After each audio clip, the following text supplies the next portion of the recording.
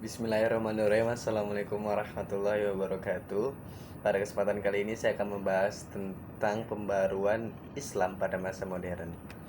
Pembaruan dalam Islam muncul karena mempunyai tujuan, yaitu untuk membawa umat Islam kepada kemajuan. Sebab pada periode pertengahan, umat Islam sudah sedemikian tertinggal jauh di belakang peradaban barat. Salah satu indikatornya adalah ekspedisi Napoleon di Mesir yang berakhir pada tahun 1801 Masehi, membuka mata dunia Islam. Kaum muslim di Turki saat jadi pusat khalifah, dan Mesir terasa akan kemunduran dan kelemahan umat Islam di samping kemajuan peradaban barat. Sedangkan pada masa modern ini keadaan malah menjadi terbalik. Justru umat Islam yang ingin belajar dari barat lantaran kemajuan bangsa barat dalam ilmu pengetahuan, teknologi, dan peradabannya, sekaligus ketertinggalan umat Islam sebagai dimaksud jelas menyerutkan bangkitnya kesadaran bahwa keadaan umat Islam sudah sedemikian tertinggal jauh di belakang peradaban barat. Gerakan radikalisme identik dengan sikap memusuhi kelompok yang dianggap berseberangan dengan ideologi mereka. Langkah pokoknya adalah menegakkan kekuasaan dan kedaulatan Allah dalam kehidupan sehari-hari. Menurut mereka, negara tidak didirikan untuk menyalurkan kehendak rakyat, tetapi sebaliknya. Penyelenggaraan negara adalah untuk mewujudkan kehendak Tuhan. Artinya, aturan kenegaraan tidak harus disesuaikan dengan kebutuhan rakyat, tetapi rakyat harus menuruti ketentuan yang digariskan negara berdasarkan ajaran-ajaran yang telah diturunkan Allah. Dengan demikian, tampak bahwa keberagamaan Islam sedang mengarahkan diri pada terjadinya konflik yang besar. Meskipun konflik kerap juga dianggap sebagai jembatan untuk situasi yang lebih baik. Hal ini senada dengan teori Kuhn yang menyatakan akan munculnya paradigma baru di akhir krisis. Sebagai fenomena dalam Islam dan lemahnya pilar yang sesuai dengan menjadi parekat merupakan anomali-anomali yang dalam teori loncatan paradigma Kuhn yang puncaknya akan menimbulkan krisis dan diakhiri dengan diterimanya paradigma baru yang lebih sesuai.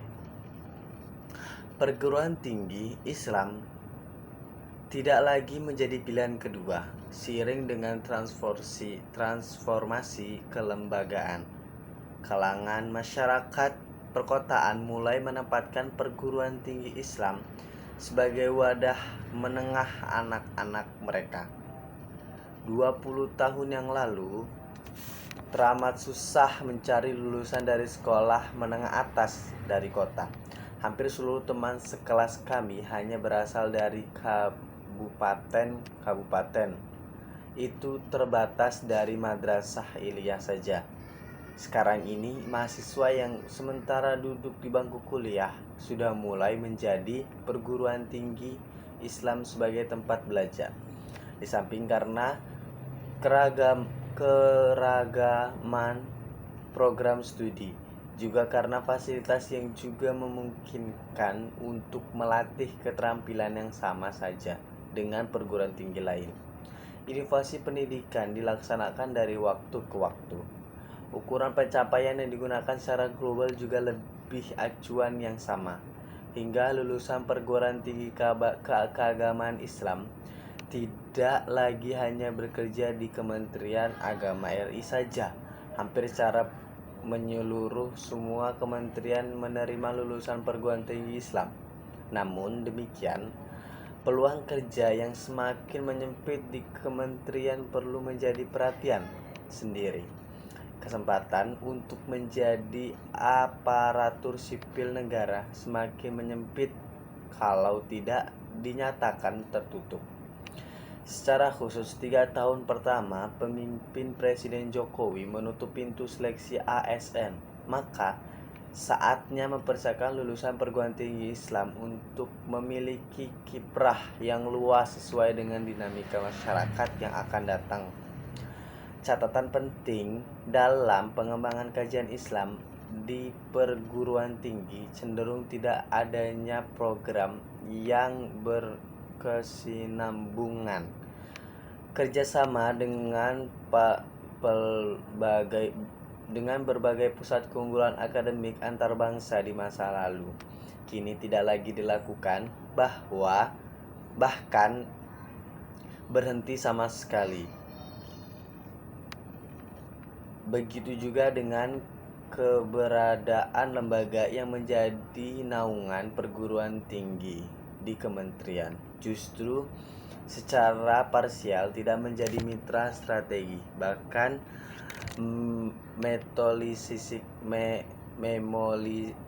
memosisikan diri sebagai institut perguruan tinggi. Dikalau di UIN Sunan Ampel dalam satu fakultas semua program studi mengelola jurnal nasional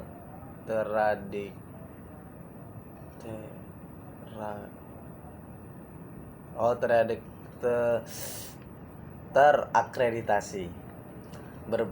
Berbeda dengan perguruan tinggi di timur Indonesia, hanya satu, yaitu Jurnal Al-Ulum di IAIN Gorontalo. Padahal terdapat 12 perguruan tinggi keagamaan Islam di wilayah timur, mulai dari Makassar sampai ke Jayapura. Belum lagi Fakultas Agama Islam yang juga terbesar di wilayah yang sama. Disparitas ini kemudian perlu menjadi perhatian, di mana semangat dalam mengelola terbitan berkala ilmiah belum menjadi perhatian yang sama di setiap lembaga. Terakhir, ada ketimpangan antara satu kawasan dengan kawasan tertentu. Jika bisa dikatakan kawasan itu adalah pulau, maka ketimpangan antara pulau Jawa dan pulau lain terdapat disparitas, terutama antara STAIN yang berada di Jawa dengan luar Jawa. Untuk itu, perencanaan program yang mengedepankan distingsi perlu dipetakan, sekaligus tidak menjadi variabel mahasiswa sebagai pilar. Ada satu masalah yang muncul kalau hanya menggunakan mahasiswa sebagai bagian perencanaan. Kampus-kampus di mayoritas muslim seperti Sorong, Jayapura, dan Manado tentu akan mendapatkan input mahasiswa sebagaimana di wilayah mayoritas muslim. Dengan demikian, distingsi keilmuan akan menjadi komponen utama dalam pengembangan perguruan tinggi. Oke, cukup sekian penyampaian dari saya. Kurang lebihnya mohon maaf sebesar-besarnya. Wassalamualaikum warahmatullahi wabarakatuh.